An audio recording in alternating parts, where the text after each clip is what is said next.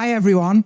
Today we're going to continue looking at the topic of free will, and in particular a video I've been asked to comment on by Sam Harris on the delusion of free will. Sam Harris himself is a thinker I have a lot of admiration for. One of those people, whether you agree or disagree with him, always has intelligent things to say. And this video is one of many of his. He actually wrote a book in 2012 on free will, where he vehemently denies the concept of free will, although tries to also argue that doesn't do as much damage as we think to things like law and morals and so on. So what is free will, and what would it mean to say that we do have free will or that we don't have free will? Well, the argument that we do have free will is that there can be situations where a human is genuinely confronted with a choice where, with all the inputs that have come in, sensory inputs, neural inputs, we actually can choose option A or option B, to hit someone in the face or not to scream, shout at them, or to not scream, shout at them. That's free will. The hypothesis we don't have free will is we might think we're making that choice, but actually all the inputs have already determined it for us first. Or we'll see in Sam Harris's case, maybe there might be a different argument that nothing determines it at all. And that means that the human being who screamed at someone actually had no choice. They may have felt they had a choice. They may look back afterwards and go, I regret what I did.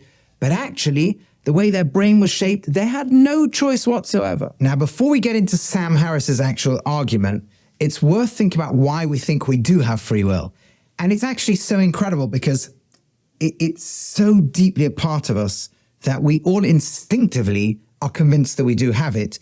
I'll give you an example. We never really think you should put an animal on trial for the cruel way in which it kills another animal, but we do think you should put humans on trial for the cruel way in which they kill another human, or potentially if they're very cruel to any other species. We think wanton cruelty, mass murder, humans should not do that. The fact that we may have instincts to, we feel that we have free will and can override them. And we feel this the whole time. We blame people or we attribute reward to people because we assume deep inside us, it's so powerful to us, they must have free will. How? Because we experience it ourselves. And this is a point I want to make that can be easily missed and underrated. When you experience something at the core of your being, it's very unlikely that it isn't true. I'll give you a great example of this. Philosophers for a while asked the question, how do I know I exist? And I'll tell you something amazing. Not only is there no philosophical proof we exist, there's no scientific proof we exist. Nobody can prove to me, and I can't prove to you, that I exist. Right? Because proof means I start with one argument and then I deduce my existence. It is not possible to do. You can try it, but let's say I say, look, I behave like I'm conscious. Yeah, or you behave like you're conscious. How do I know that this is not just one big screen and you don't really exist? You're just, or you've got a body that looks like it exists, but you're an artificial intelligence, or this is all conjuring of my mind, or some virtual world. Or you are a basic, you're like a robotic human being who has no self inside them, but behaves like they do.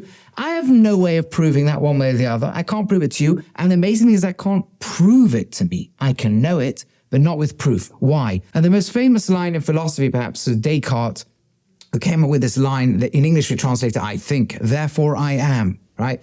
Which sounds like a philosophical argument. I think, from that I can conclude I exist. That's rubbish. That would be a disastrous philosophical argument because I've already assumed I exist up here. I think. I may as well say I walk, I wear clothes, therefore I am. If you've assumed you exist, you can't, that's the ridiculous argument to conclude you exist. What Descartes actually meant by the phrase cogito ergo sum is I am directly aware of my existence.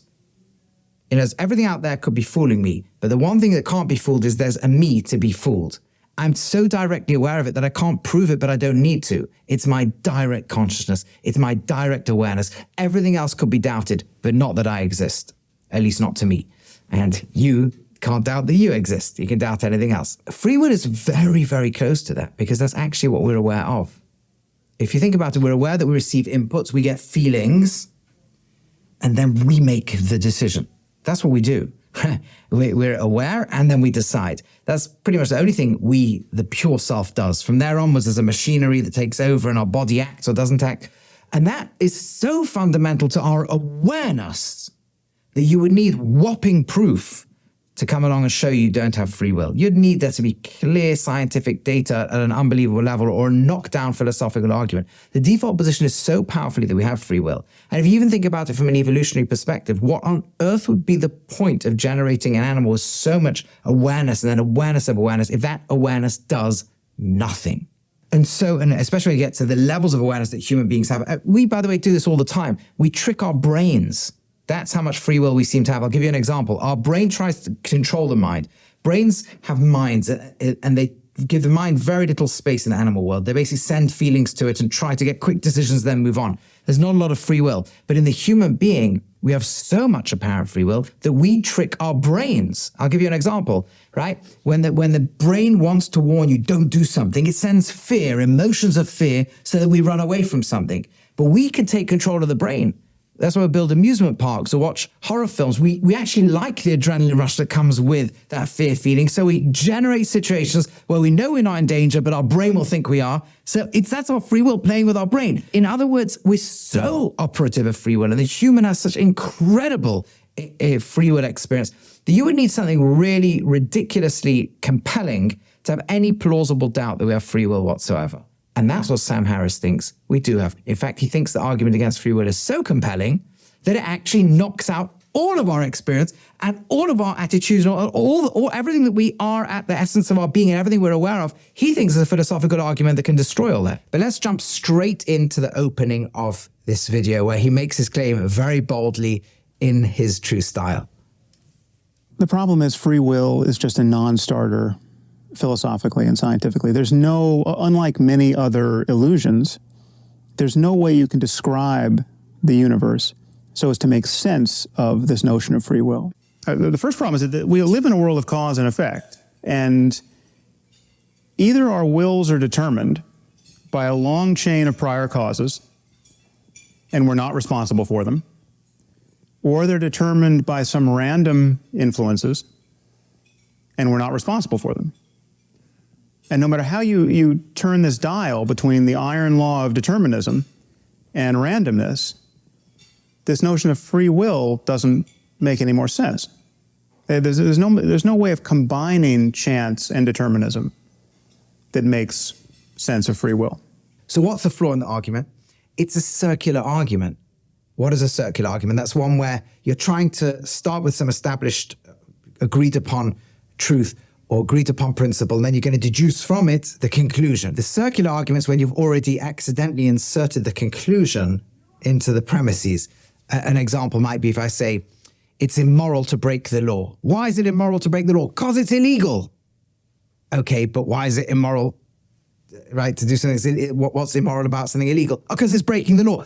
So it may well be, and I think there's very good grounds and arguments to say it's immoral to break the law. But I can't say the reason it's immoral to break the law is that it's breaking the law. Then I've assumed the conclusion in the premises. Or if I say something like, America's the greatest country to live in. Why? Because it's better than all other countries. Well, then I've assumed the conclusion in the premises. That's circular. How does that work in free will? Because the free will hypothesis is this.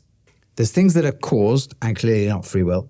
There's things that are random and clearly not free will. And there's a third category called free will. That is the free will hypothesis. Just like somebody who believes that there's a God who made the first cause of all creation, there's going to be a point where if there is a first cause is that which is not caused nor random. It is the cause. That all the sum total of things that drove into it didn't force it, nor was the decision random. It was a first cause of a decision. You may think there is a first cause of a decision. You may think there isn't a first cause, but whether there is or isn't, you can't disprove it by saying, well, everything must be caused or random. Put it differently. If everything is just caused or random, obviously there's no free will. If there's free will, then there's three categories: caused, random, or free will, where free will is in some sense a first cause of a new decision. So that's the two hypotheses. Is everything caused or random? Are there just two possibilities, or are there three? Caused, free will, and random. Now, you cannot disprove the three by saying, well, everything is caused or random. That's the conclusion you're trying to get to if free will doesn't exist. If free will does exist, you have three categories. You've got things that are caused, you've got things that are random, and you've got things where all the inputs come in. There might be tugging and pulling in certain points, and then there is a first cause, which is not random, but you actually make the decision, initiate it, and drive it forward. That is our conscious experience that we all have when we talk about having free will.